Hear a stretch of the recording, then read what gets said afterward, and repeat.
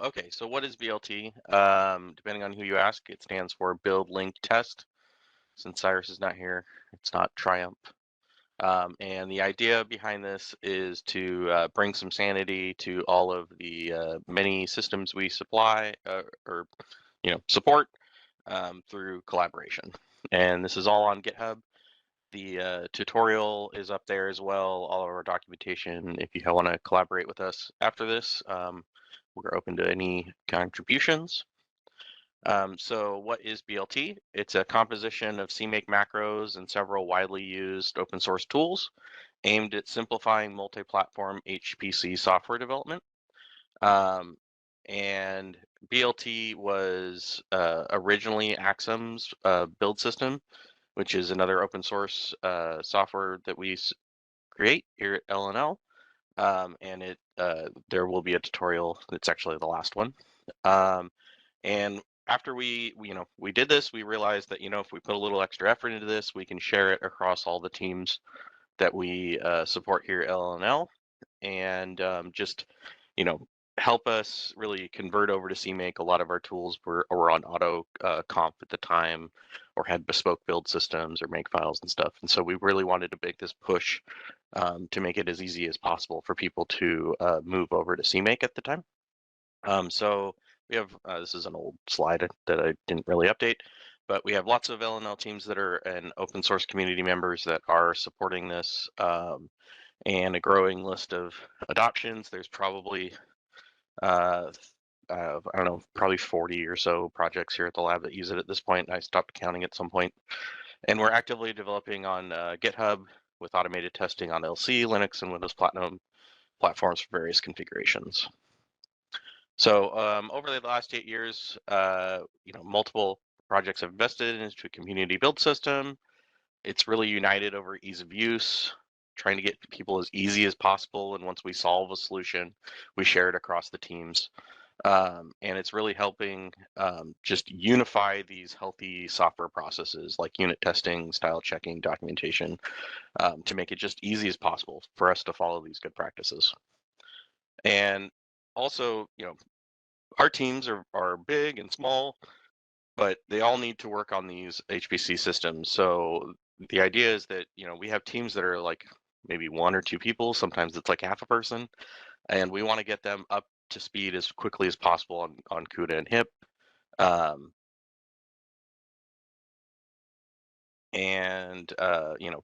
This can sometimes happen in just an afternoon if you already have an existing project. So BLT has increased use and confidence on a common build solution, lowering barriers, blah, blah, we've gone over this. And it broadly helps us share compiler, CUDA HIP, and configurations of our HPC platforms. Why this doesn't seem like, it's something that we do, but, just to kind of showcase our HPC systems are kind of not normal. They're long-lived. They deploy systems and the software evolves. So for example, of something that hit us at one part in our HPC universe, CMake automatically implicitly links in the system's standard library. And so at one point, we spent a lot of time trying to figure out why we couldn't compile with Clang 10. And it turns out, it was just implicitly linking this by itself. So we created a variable in BLT that automatically fixes that. It removes those implicit linkings. Examples of the shared solutions, normalizing CMake version dependent behavior. These projects live for a really long time. Some of our projects live for like 40 years. And so we want to make it so that not all of our projects have to sit there saying like, is CMake version blah, blah, blah, do this. Otherwise, that's all hidden underneath BLT's shells, macros, and, resolving these CUDA and HIP issues as CMake Sport evolved. We got on CUDA and HIP before it was even part of CMake.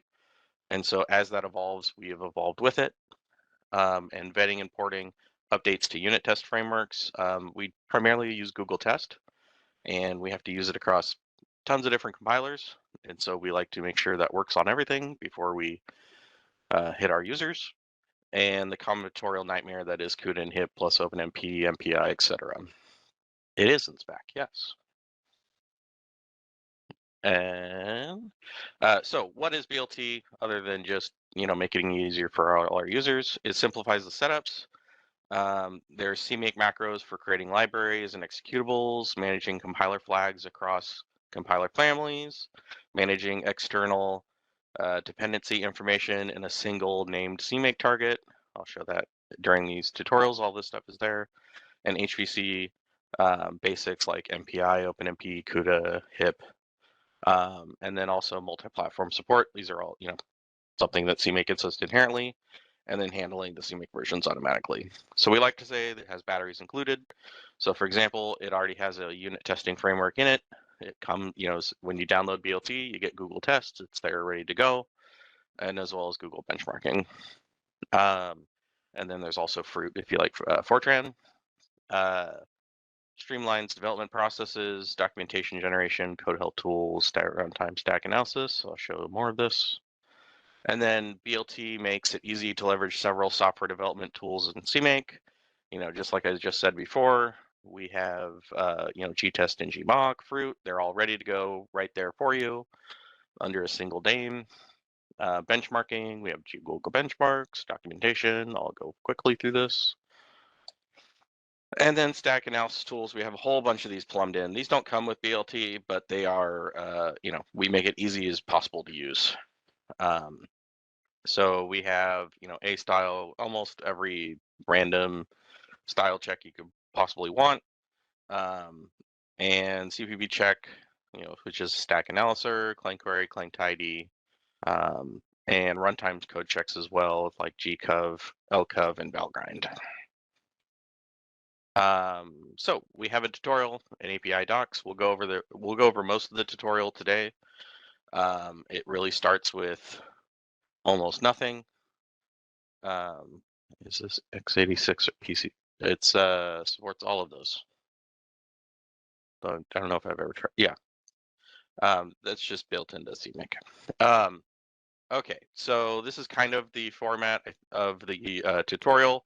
We start at the very, very basic, how to add BLT to your project, and then how to run CMake, and it goes all the way up into creating some unit tests and having external dependencies. So, as was said at the beginning, this is the first of a series of software tutorials. If you are interested, the link is in chat up above. I'll put it again just in case the people that just came. If you want to register for any other ones, we got Ascent, which visualizes in situ capabilities as you run your simulation. It does a whole bunch of very fancy things. Raja and Umpire, which help you port your code to GPUs and have memory management. SPAC for deploying software. Flux and Jacmar, all sorts of things.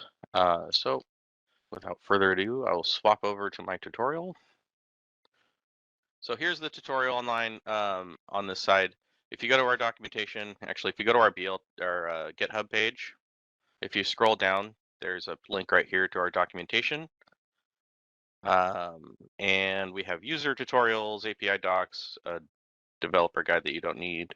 That's for BLT developers. So first we do is clone. You guys will get to watch me do this live. Always a fun experience.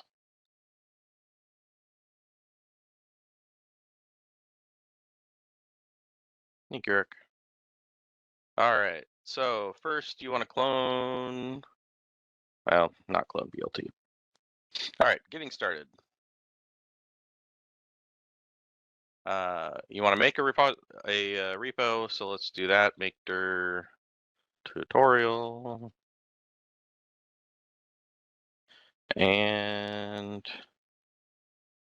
let's just clone. We'll ignore the fact that this isn't a repo. So git clone BLT.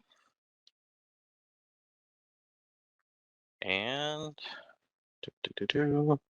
the first thing we want to do is create a CMake project. So at the base of every CMake project, there's a thing called a CMake lists.txt.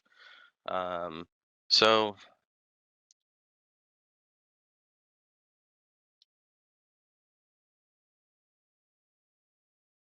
All right. And the first thing you want to do is just include BLT. At the base of BLT, there is a file called setup BLT. This includes everything you need inside of in BLT, and that's all you need. It enables all the BLT's features. If you want to get fancy, you can have. This is something our projects really like to do. Is they have external BLTs, so it doesn't have to be inside your project.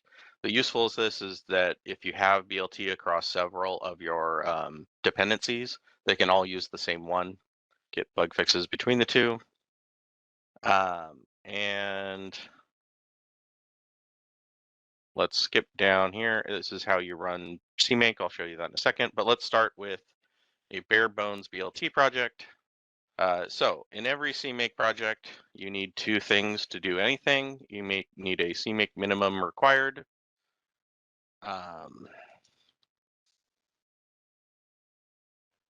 And a name of your project. Okay, so just as a helpful hint for everyone, make this smaller, it's getting. Yes, it's the CMake list.txt that I'm editing. Okay, so something to realize in the CMake minimum required, this is not just a check to make sure that you're using a new enough CMake.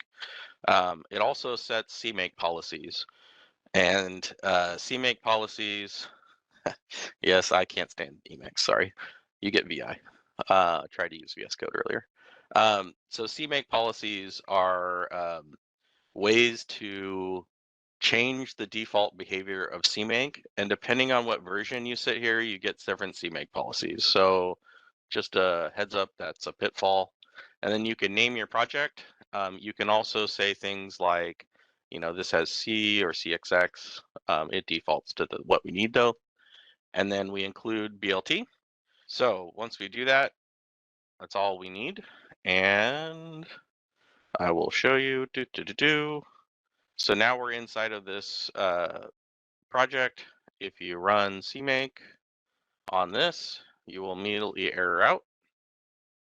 So because BLT, our idea here is to enforce best practices. We do not allow in-source builds. And so you can see that that failed. What we want to do is clean up what we just did. But you don't have to follow along with that.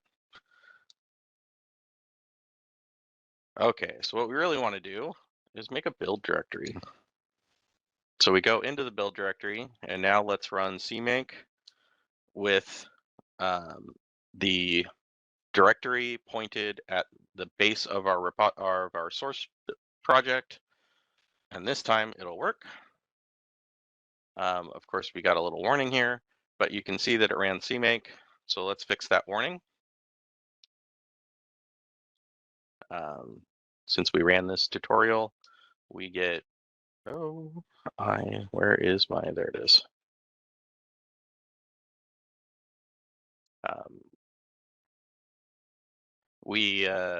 So Google test is turned on immediately, and we'll just make it easy.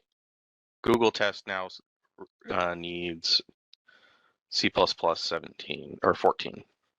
So we have a variable in BLT. Finish typing so I don't mess it up. So we have a variable in BLT that toggles the C++ standard. The reason we created a single one for us, you can use the CMake one if you want, but there's basically the BLT C++ standard toggles both the CXX standard, but also the CUDA standard and the HIP standard as well. And so it unifies them across the other ones. You can use the regular variable if you like. So, all right, so let's run that again. You will find that CMake caches things. So if you make changes to your BLT project, your CMake projects, you often have to delete the files that you recreated. So make sure you're in your build directory and clean it out. This will run now. You see that we don't have any warnings this time. So just to help again, so there's two different types of variables in CMake. There's regular variables that you do with set. You'll see this. This is called a cache variable. And this, if you do just like that, that's a regular variable. Regular variables in CMake are directory scoped. So, if you set it here, anything below that sees that variable. If you go into the other directory, it'll not be seen by the parent. You can set parent scope, but we'll ignore that. Cache variables, on the other hand, are global and they are immutable. So, once you set this variable, you cannot change it unless you do force at the end, and then you can change the variable. But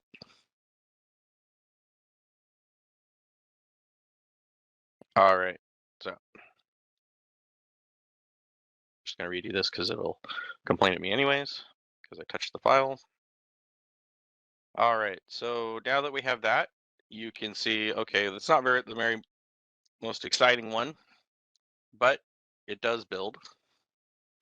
So by default, we have Google Test installed, and we like to, for every option or thing that you have turned on in BLT, we like to add smoke tests for it. So smoke test is a engineering term. The idea is that, and they're not able to be turned off. The idea is that it builds something that is the most basic test of that system, so that if something went wrong, um, chances are the rest of your tests are going to fail anyways. So if this one fails, you know that there's something fundamentally wrong. So like, for example, in MPI, if you use the wrong MPI flags or something like that, the MPI test will fail and the rest of your other tests will fail.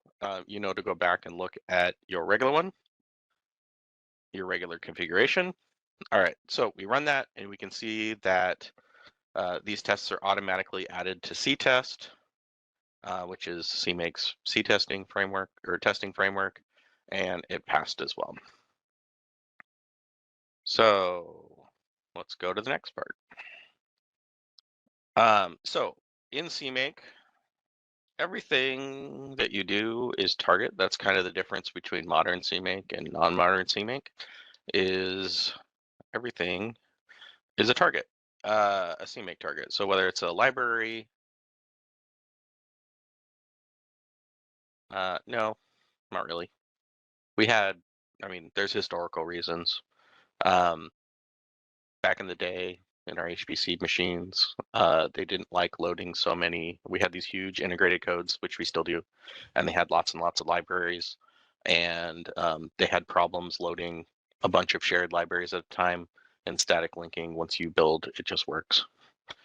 You can use the CMake variable build shared libs, and it'll default to shared libraries if you want. That's a standard CMake thing. Okay, so here's the button. Let's make this slightly more interesting than a project that has nothing. Add executable. So there are two macros in BLT that are kind of fundamental to what we do. There's BLT add executable and BLT add library. All of our macros are prefixed by BLT, so you know where they're coming from and they don't name clash. The reason we do this is that we do a lot of things in the background for you to make it as simple as possible, and I'll showcase some of those. So for example, you give it name, example 1, and you give it some sources, example 1.cpp.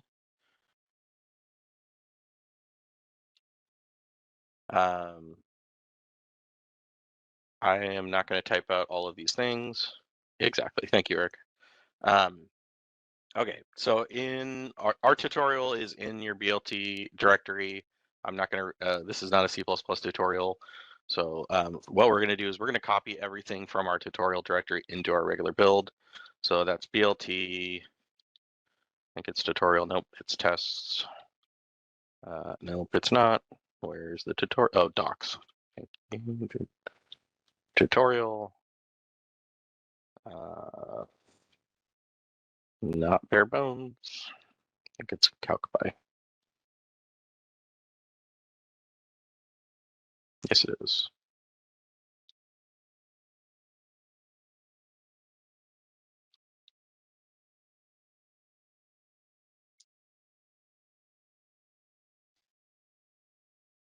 We're just going to copy all the source files. We'll go through most of these. So the idea here is this is just an example that calculates pi through various things.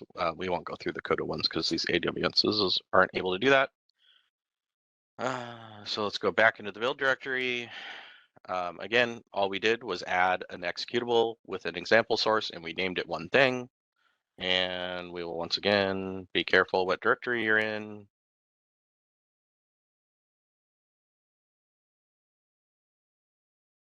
All right, so this did it make, and we just want to make. These are very small. You don't need to use parallelism.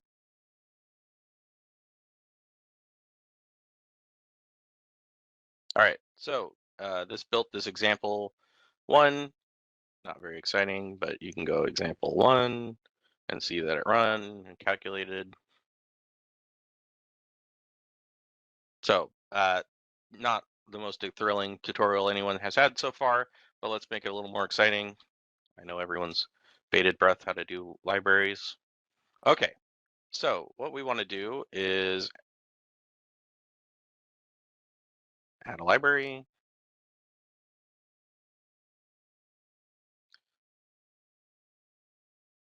Emacs guy's gonna make fun of me now for, oh, look at that. I don't know what it's doing. The horrors.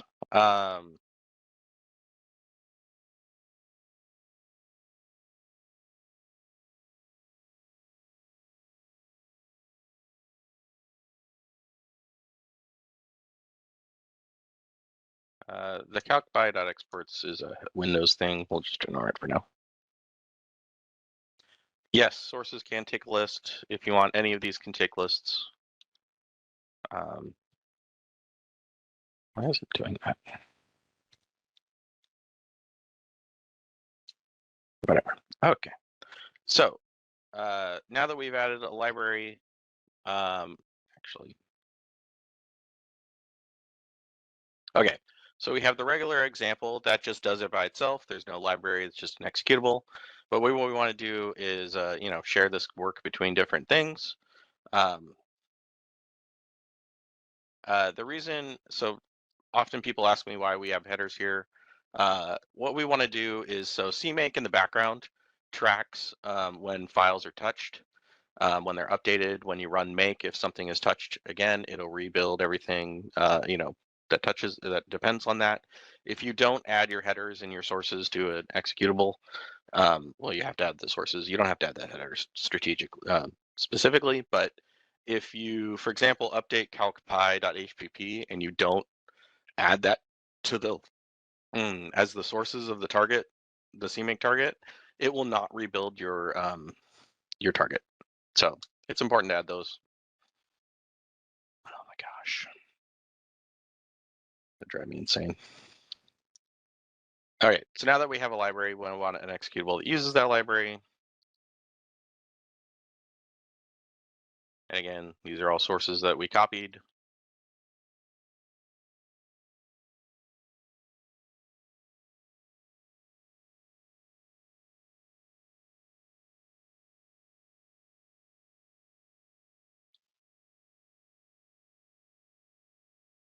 Okay, so now we have a library called calcpy. It has some sources and headers. And then we have an example, example two, that has a source, and it depends on this library. These are all things, again, like often people are like, why did you do this? These are all things that you can do in CMake. We just unified them under one macro. And again, like this creates a CMake target. You can manipulate it in any way you want, just like in regular CMake.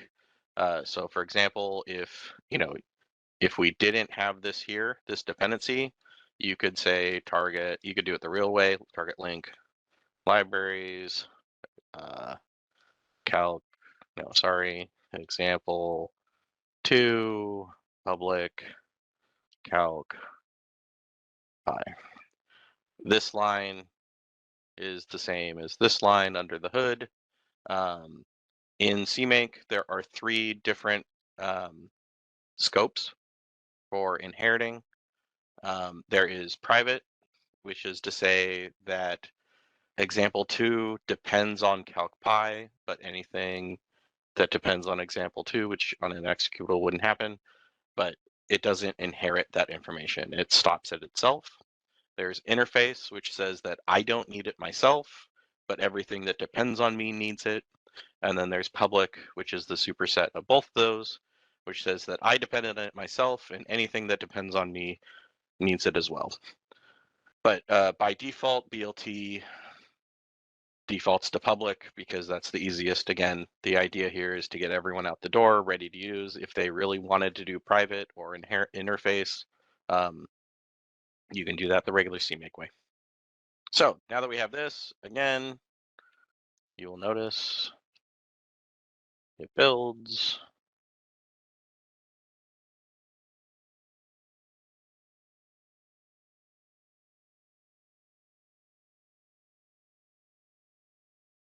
And, one thing to notice is we haven't added any tests yet, but you can run the example, which is the same as the other one. So, of course, as you're building things, you should test your code. CMake, da, da, da, da.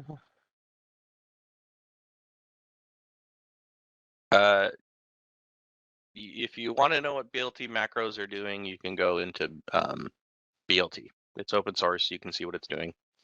There's lots of API docs.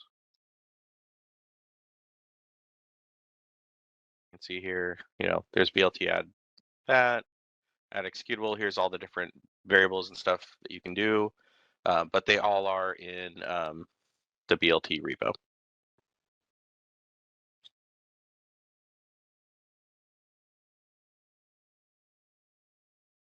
Mainly, so yeah, if you look here, BLT setup just sets up really basic things and then includes the other files. We have it broken down into a few things. Most of them are in this BLT macros file, but there's also these installable macros, which is there for a reason I'm not going to go into right now. Okay, so let's make a test. We typically use Google Test. It's pretty widely open source used things. Fruit if you're using Fortran. I'm not a Fortran person, so we won't talk about that. But what we will do is show you how to add a test. So for example,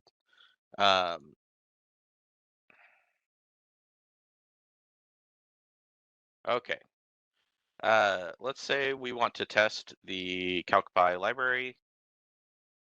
First, you need an executable for that.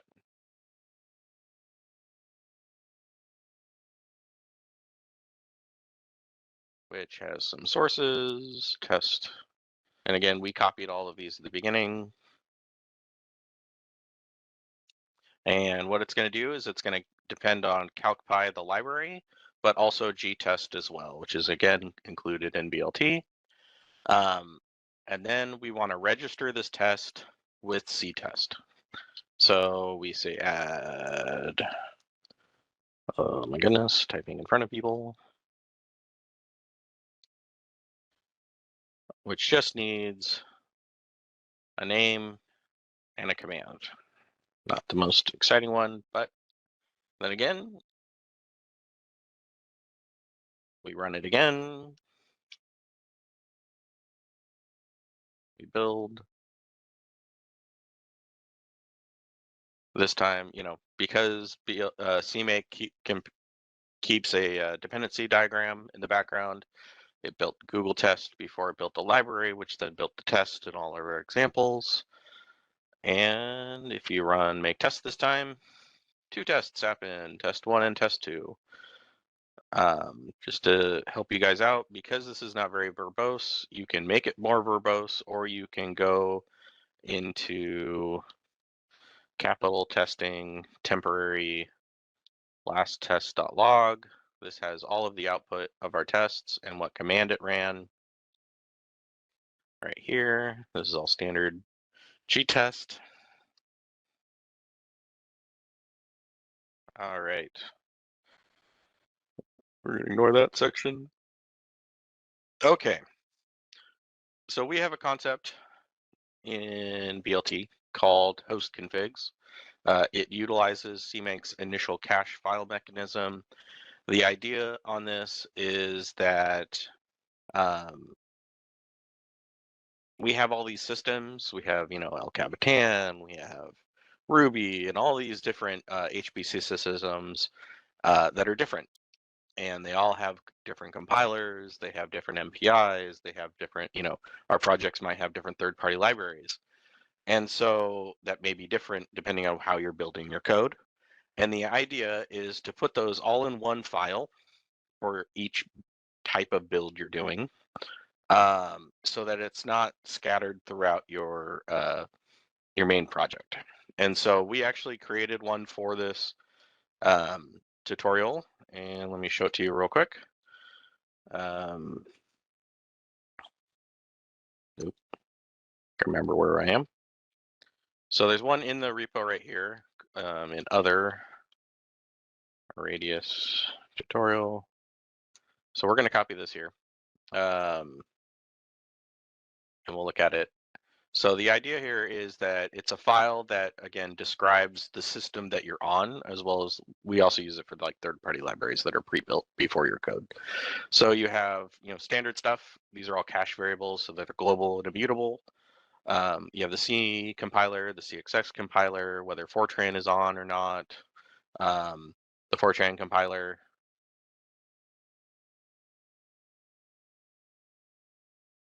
Eric, feel free to update your CMake minimum required at any timeline you like. You can leave it for a long time. The problem is, again, these CMake policies that it sets. Sometimes it's better to move it forward, and sometimes it's not. We've run into pitfalls on like CUDA where it drastically changes how it builds CUDA files, and so we get stuck on them. But like for HIP, we use 21. I think for CUDA, we use like 18 sometimes, but it depends on the project and what policies you want. It's not really super important. I don't know. Host configs just work for us.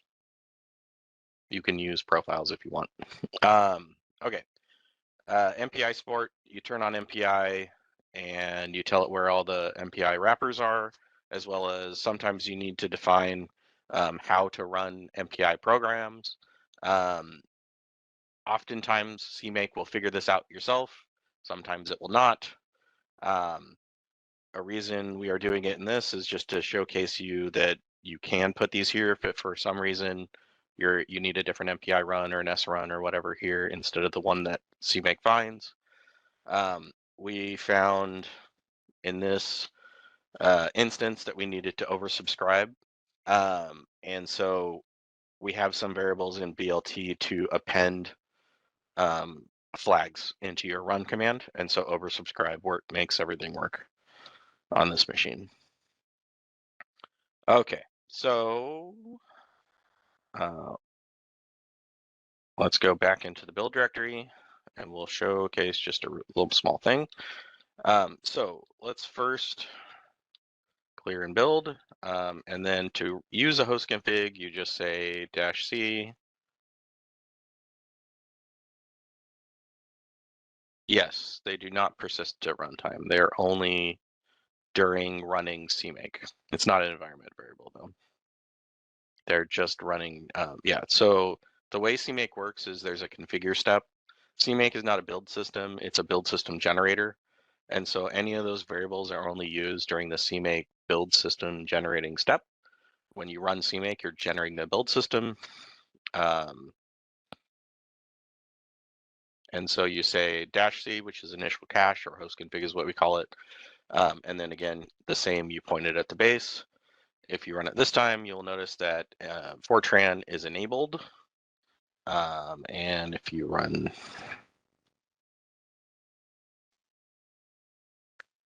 this should add, yep, a BLT fruit smoke test again, just like we talked about before. anything you enable usually comes with a test, a smoke test. And so we got the fruit smoke test, which is Fortran unit testing framework, I think is what it stands for. Okay, moving on. You can see we have this. If we enabled CUDA, you'd get CUDA smoke tests, which these are not CUDA machines, so that's not really helpful. Okay, so the next step is to showcase how we use different importing of targets. There are common HPC dependencies that are included in BLT under a single name. So if we go there, all of them are prefixed with BLT : MPI. These are aliases to the real targets because apparently you can't have colons in real targets. So if we go back to this, we're going to, we talked about the different things. Okay, so we're going to add a MPI enabled version of CalcPy.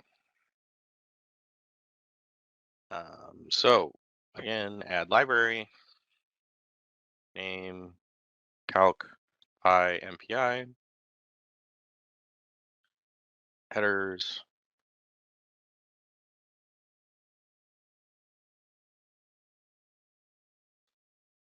I don't remember if I need this or not, but I don't think I do.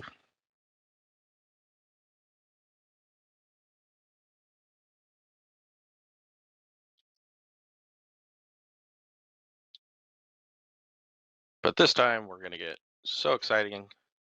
We're going to depend on BLT MPI.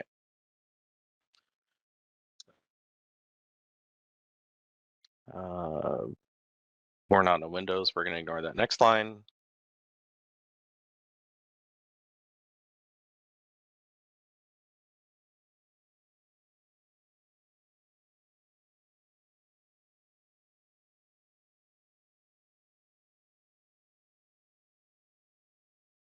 Okay, so this one depends on the CalcPy that we previous library that we have, the CalcPy MPI, and also gtest. Can't type. And of course, if everyone remembers, we want to add this to the testing framework.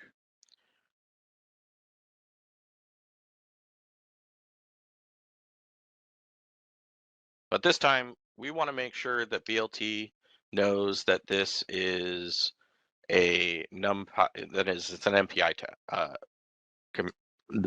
an MPI executable. And so what we do is we tell it this is, how many tasks, MPI tasks this uses. And so we're going to mark 2. I'll get to your question in a second. What this tells BLT is to generate an MPI command, run command for you. Under the hood, it runs something like MPI run -n2, and then of course the appended command, but we don't want to do that every time.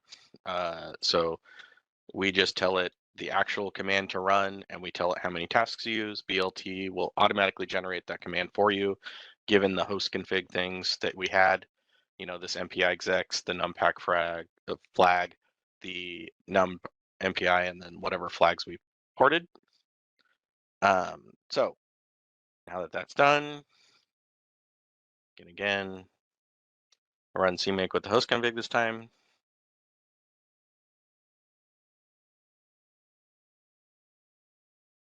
Oh, I misspelled something.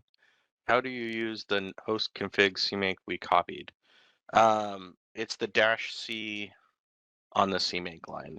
I wasn't able to build the MPI variant. Yeah, so how to run, yeah. So all of the things that you need to run, this again goes back to this host config concept.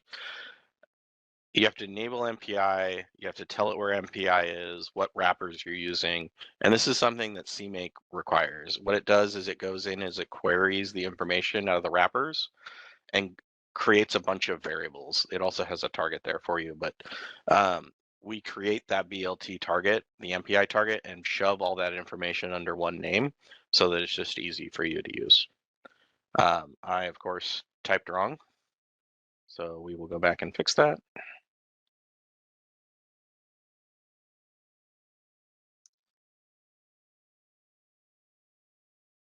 And try that again. And then I typed wrong again. Okay, but we'll show you something real quick before I go into that. So every time you enable something, we try to print out as much information as possible during the CMake run in case something, yeah, thanks. And so you can see here that we have BLT MPI support is on this time. We have the C++ 14 selected, but what it does is it creates these BLT MPI targets and then outputs some information here. These are the kinds of things that we get out of the wrapper from CMake, and we jam them under a name. Like there's compile flags, include paths, all sorts of things. It also outputs the flags here. Fix this again. This is what happens when I type in front of people.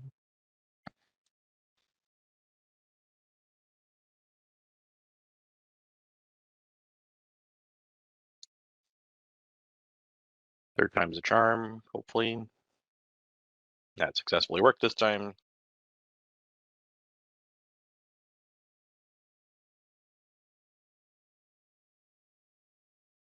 All right, so that built that this time. And also,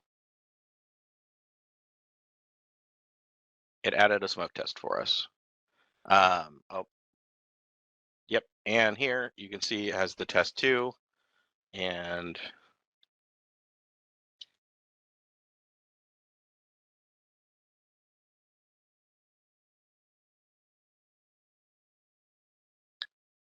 did you use the host config that was in the AWS instance? If you use the host config, that should have created the BLT target. If you're, yes, from the cloned BLT repo. So as I was talking about before, you can go into this log right here and you can see what command it ran. So right here, you can see that it generated, from the information that we found, we just told it, there's two MPI tasks, and it generated this command for you. It output all the information here for you as well. And, you can do normal things like make clean. If you were interested to see what commands were being run during your make, you can do verbose equals 1, and this actually tells you the command lines. It's very verbose, which is why we don't normally do this, but if you need to debug and figure out what's going on, you can see it uses gtest. It has all the extra warnings, which is default in BLT, but you can turn it off. And it adds all of the RPathing that came out of the BLT target. All right. Sometimes, though not as, at the beginning of BLT, we had a machine that was very special. And so we had to override all of the ways that CMake was finding information from the MPI wrappers. And so we created this variable. It happens every once in a while that we need to do this, but if you need to override like which compile flags or includes or libraries or link flags, you can do this through these variables, and it'll override what CMake actually finds. And you can also tell it not to find MPI, but that's not standard. Okay, I'll just talk about this. I can't obviously show it to you, but if you want CUDA support, just like in your normal host config, you'd say like enable CUDA on, you'd give it the directory of where CUDA is installed, you give it a CUDA compiler, a host compiler, which generally you just shove at the CMake CXX compiler, you tell it what architecture to use, and maybe if you have some flags, CUDA flags that you would need, and if you use separo compilation.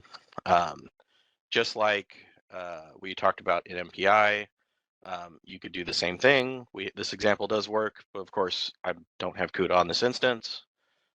You do just the same as before, but instead of MPI, you say it depends on CUDA, and you don't need to give it any tasks this time because CUDA just runs. It's the same with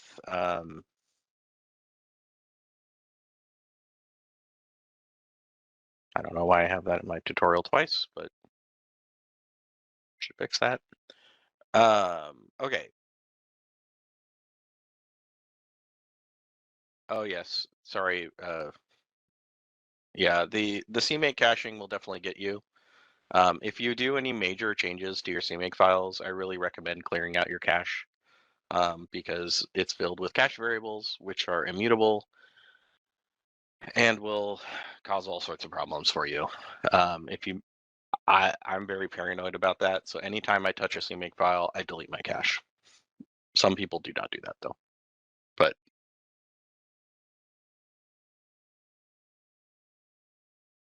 Eric, just loading, just checking. The idea is that you don't have to do module load for building, running.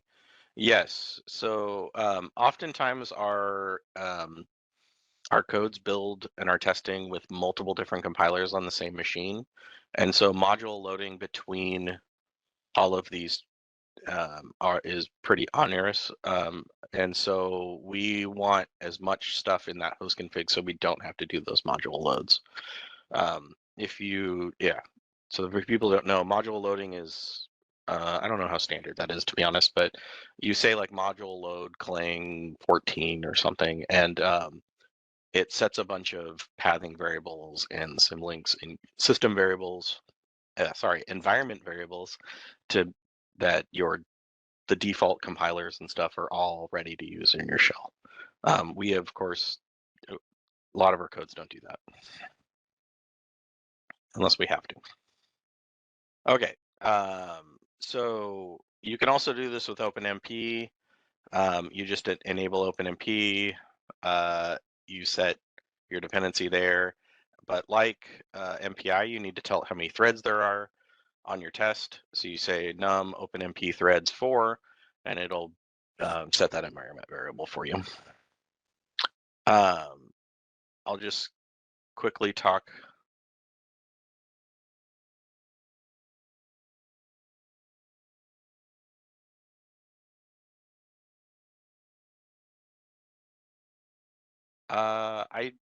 Sorry, David, I don't, yeah, I've run into that before, but I don't know off the top of my head how we got around that. I think we ended up just turning it off, but you could, um, I honestly don't think we handle that case um, gracefully. Yeah, you'd have to create your own target yourself and then link into that OpenMP target. Um, yeah, I think that's what we ended up doing. Now that you mentioned that, we did a homebrewed compiler, but you can always override. If you go to CMake, find OpenMP, there are a bunch of variables here. You could override these and then called find. You could override these in the host config, and then it would work. But okay, moving on. So we have the same for HIP. We have two different targets, BLT HIP and BLT runtime. This is the same as CUDA as well, but the idea here is this is everything you need to link in the runtime of HIP. But this does the same, but it also flags all of your sources as HIP sources so they compile. This is important when you mix your GPU code inside of your regular C++, which we do very frequently in our codes.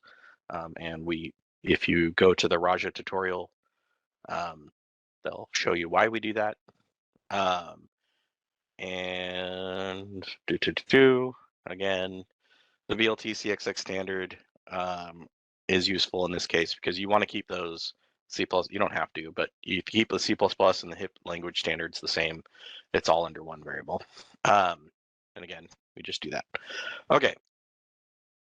So let me show you kind of the last part of this tutorial before I just talk for a little bit and then we'll let you all go. When you bring in third-party libraries into your BLT or your CMake projects, I like to think of them as three different flavors of support for or for CMake. Um, the first start, and I'll talk about this just a second. Um, yeah, I can unmute you, Sean, if you like, after we're done. I'll just talk you through this without showing it. But basically, if you have a library that has literally no CMake support whatsoever, this happens often in, if they're like an autoconf system or a makefile one, or they just don't export their CMake targets. Um, Lua is not a good example of this. They do have CMake support, but just to show you kind of what you would have to do. So if you have Lua installed in your system, um, we would do something in your host config, which you can also do on the command line, is you would say, d Lua dir my Lua or something like that. This tells you, because again, this is a pre-built library. It's not a part of your build system, but you depend on it. You would tell it where it's installed. So you want to check to make sure that it exists, that it's a directory, and then you need two things for any C++ dependency. You need your include directories and your libraries. So this is all standard CMake. You find a path, you're filling this variable, and you're giving it a header to look for. You're giving it hints at where those might possibly be. This variable has a whole bunch of ways to find it outside of your hints. On ours, it is important, in our codes, it's very important that we don't find the wrong Lua because we want a very specific Lua. So we tell it, don't find it anywhere else. Then we want to find the library. So we create a variable that it will fill. We give it some names to search for. Again, a path of where it's going to be. And don't go find it other places. Again, this is standard CMake, so we include a function. Sorry, my laptop is making extremely funny fan noises. And what we want to do is say, okay, this is like an error checking. Find package handle. We have a target prefix for the error message. Use the default messages. And all this does is make sure that these are filled with something. So if it didn't find the header or it didn't find the library, this will error in a useful message. And it will also create a variable called Lua found. Again, this comes from this. And if it didn't find it, you want to error out. We output some information during the CMake build, but here's like the important part. If you didn't use this BLT library, when you went to go use your Lua dependency on all of your targets, you would have to remember the name of this and this. And that is onerous and something we don't want to do because oftentimes our build systems are very complex. So what we do is we say BLT import library. This creates a CMake target called Lua that includes those two informations. And what we're going to say is it include, these are the includes that use, these are the libraries that uses. If you have some compiler defined that goes around it, so maybe you have an optional Lua, you say, have Lua equals 1. And then also, I really like this feature. Basically what you're saying is you're treating these includes as system. And so instead of doing just -i Lua include dir, depending on your compiler, it'll say -i system. And if there are any warnings that come from this header itself, they will not output them at compile time. So it keeps your build system, build commands a little cleaner. But what this does, and then when you go and do your BLT add executable, you just say it depends on Lua at this point, because you've created the system that this target that it knows how to use. This is what you need to do on a third-party library that has no CMake support whatsoever. The next step is, again, this Lua has this, so this is really what you would do, is you have these CMake find modules, and there's a whole bunch of them in CMake. So if you ever are confused whether it should have it, do like CMake find Lua, and there will often be a page called find Lua. Find whatever third-party library you're looking for. And what you're saying, you're telling it here is that you call find Lua, which I'll show you in a second, and it creates these different variables. But it also creates some cache variables for you use, and sometimes they'll give you examples as well. On this one, this is kind of old at this point, but you would say, okay, here's this environment variable, because at the time I wrote this, it needed a environment variable, which is very non-standard, but this works.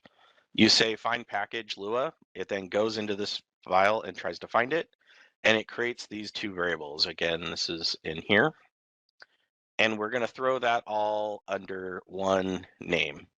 And this is important because in this example, our code optionally uses Lua. We can tell it also to be quiet about this.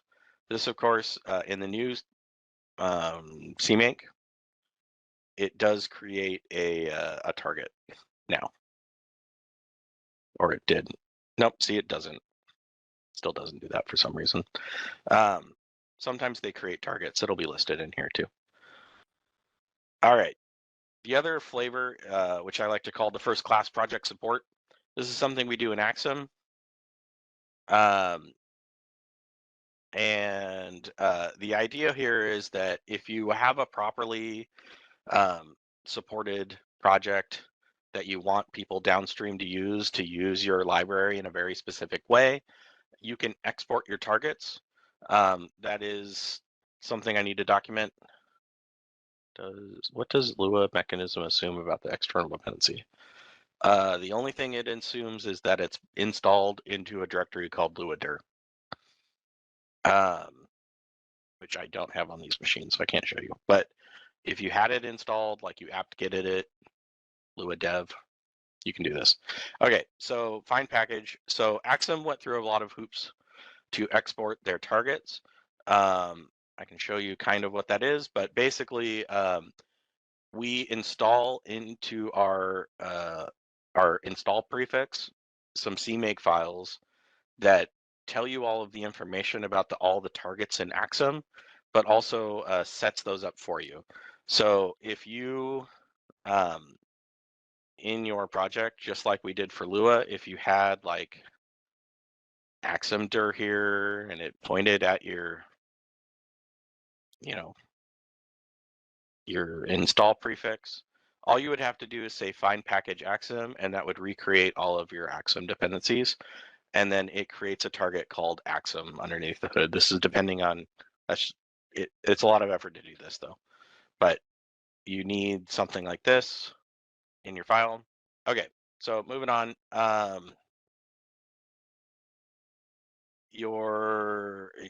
We wanted to make it as easy as possible.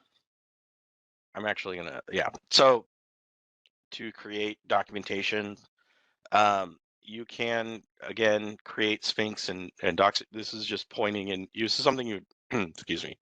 I need to drink water. In your host config, though it will find it automatically for you, you can point at your Sphinx build and your doxygens that you have. And you can do things like add Sphinx targets. So this creates a target. This builds it under this name on how to build a Sphinx target. And let me just show you kind of what you need.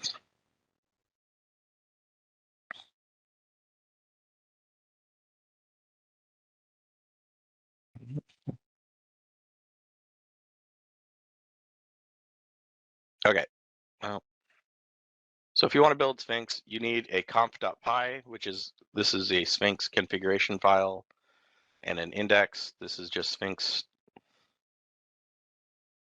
information. So this is just a Sphinx file, markup language. And all you need to do is just say, if Sphinx is found, name it something, and then we will automatically build it for you. And you just say under the target, make docs. CMake builds, creates a bunch of targets for you. There's docs right here. it automatically has it. It'll add it to that target. It has the same thing for calc by. I'm not going to go over that.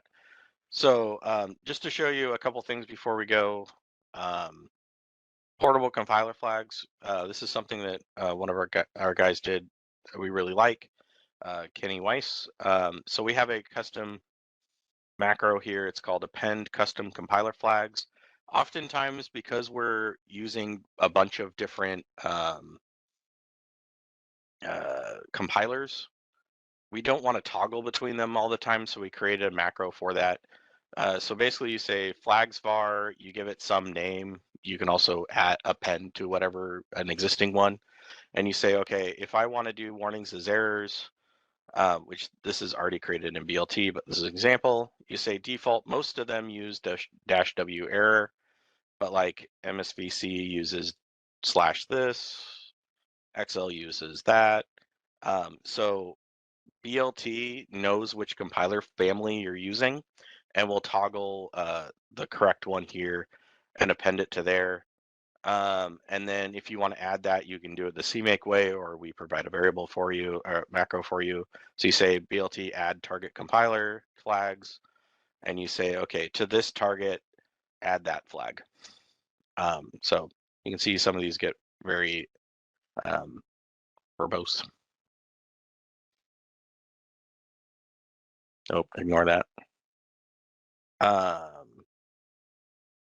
Object libraries are ill-advised, but if you need object libraries for some reason, we have documentation on that. All right, that's all I got. Did anyone, I don't, can I unmute? Sean, did you have a question?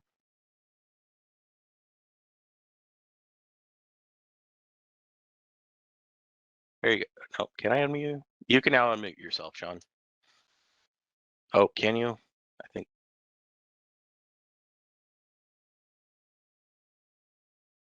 I don't know if you can talk now, Sean.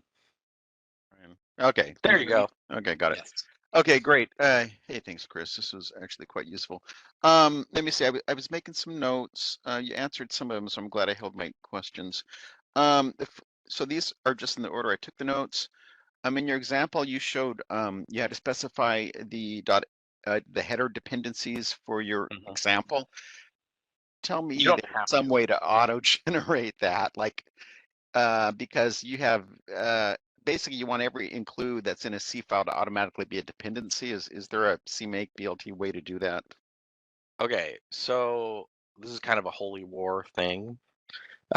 So CMake has the ability to file glob. So you can say, you know, file glob star or whatever. Well, we don't want to do that. We want it to be don't want to do the that. source. Well, yeah, because that would mean every file would be dependent, every source file would be dependent on every header file kind of a thing. We wanted to scan the source and look for the includes and basically follow them. Oh, yeah. No. No, okay. And let me finish my thought, even though that's not apparently the question you were asking. CMake does have the ability to file glob. They do not recommend it because that it happens at CMake configuration time. And so if you add a file, it won't know about that file. They do have what's called a configure depends, but even in their documentation, they tell you not to file glob source lists. But yeah, no, we typically, let me share what Axum does, but maybe this is helpful. Not that, Axum. What we typically do is, you know, we have all these sources here. You know, we have header files, we have CPP files, and we list them. Typically what we do is we have I see what you're doing. Yeah, okay. lists, and you say like, okay, here's a utility, here's all the headers for this. Yeah. Here's all the sources. And then we also build up the dependency. Yeah. And we have BLT list append, which is just I really hate they popped that up. You know, to this variable, add these elements if this is on. And then when you actually, this is just a very thin wrapper over BLT add library, so ignore that for now. BLT add library, you give it a name, you give it the sources, the headers, the dependencies, and folder is for organizing in your IDE. Hmm. So when you Okay. load up your IDE, it'll create targets on the left and it'll call Axum Core. Okay. So you've got some examples of some ways to handle it. Okay. That I'm surprised CMake doesn't do that. Well, I'm basically I'm more familiar with AutoConf, and they had like a make depend where it would just do that for you. But that's okay. Okay. Next question was And again, you so can do globbing. I don't recommend it. They don't recommend it. okay. Right here. Um, And in fact, there's your thing to tell you not to do that. yeah. But there is configure depends, and it may not work reliably. So they tell you not to. Okay. All right. You have host config set up. Do you typically have one of those for basically every compiler version, every compiler variation? Yeah. So you wind up with like hundreds of these, or I Yes. mean a lot. Okay, got it. Okay. So Is you there can a see how confused. So we have like, you could simplify this a little bit with saying like, okay, so RZ Whippet for people on this call is one of our HPC machines. It's a developer machine. This is the operating system. It's TOS4, and then this is the compiler. This is there's a bunch of spec stuff in here you can ignore, but you would typically say, there's your compiler for this. Here's some flags that you might use. Here's your MPI section. Here's your hardware specific things. Like CUDA doesn't like G tests. And then we put all your TPLs in here. And the reason is like, we're trying to test this compiler with this TPLs Mhm. and very specific to make sure that our downstream users, that it works, right? And so depending on how many compilers they have, that's how many we have. Right. So, and you'd have like one for, with OpenMP, one without OpenMP, one with et cetera, et cetera. Is there a other than you have your examples here, but are people sharing basically as a repository for all these things that have been done by their We projects? have examples in BLT, but we often find um, they're so project specific, Yeah. like, and it'll be subtle things that are different, Yeah. like maybe some linker flags or Hmm. like, let me bring up an example, maybe. Um, BlueOS was notorious for Oh, this. yeah. There's like, you know, well, here's some more MPI examples, but like which CUDA flags you use. Like maybe Hmm. one flag people don't do restrict or they don't want extend to lambda. Yeah. So it's so project specific. We can show examples on how to do it, but we oftentimes we give you an example of like basically here's how we do it, but then you have to end up changing it for you. Okay, fair enough. But you've got plenty of examples with people Yes, who start for with sure. something and then I would modify it look for at their Axum, project. Yeah. ignore their TPLs. But like for example, this is like I hinted at this at the beginning, but this was a hard won battle, like really bad. Because what it does is because BlueOS, the operating system uses GCC 493, CMake automatically finds these link directories and adds them to everything. And so we created this horribly named variable BLT CMake implicit link directories exclude. And this, after it finds those, it removes them. Okay. Um, so yeah, it's horrible things like that. Okay. Okay, next question. If you're creating for instance, a library that somebody else is going to pick up and use, and you don't know how they're going to compile, and they just want to specify, for instance, they just want to give you their CXX flags, LD and LD flags, and go, and not use any host or whatever, or at least override a host. That's workable with BLT. Like basically, you want to compile. They just want to give you how to compile. We don't often bring that in from the TPLs. We do these host configs, and like you might share like the host config between the two projects. No, so maybe recommend We that they use that, and if it doesn't suit their needs, tell them to modify their host yeah, config to meet their um, needs. Yeah. we kind of handle this in Axum by having these examples. Hmm. We have, using with BLT, CMake, and Make. So we generate this as part of our CMake step, and install this example in our installed prefix. Sure. And this is like how to use Axum in a downstream project. So, it brings in BLT, it loads Axum, and then it creates a very basic executable that depends on Axum here. I really wish it would stop doing that. But what we also do is we generate a host config that's the same as our host config. But we do this more for like showing downstream people how to use it and testing purposes as well, to make sure we haven't messed up fundamentally our exported targets. And this is anything that says .in and then you call configure file on it will fill. This is a CMake thing, so it takes this file and then it fills in variables with those, and it's just it's a function called configure file, and then when you call make install, it'll dump all this in an install example directory. Okay, I think that was all I had for questions. Okay. I'm looking at my notes. Let me see. Yeah, it was all my big ones for now. Okay. Again, Sean, if you hit me up. Yep. If you have any questions. As same with anyone else. Email me if you're an LNL person. I'm on Teams all the time.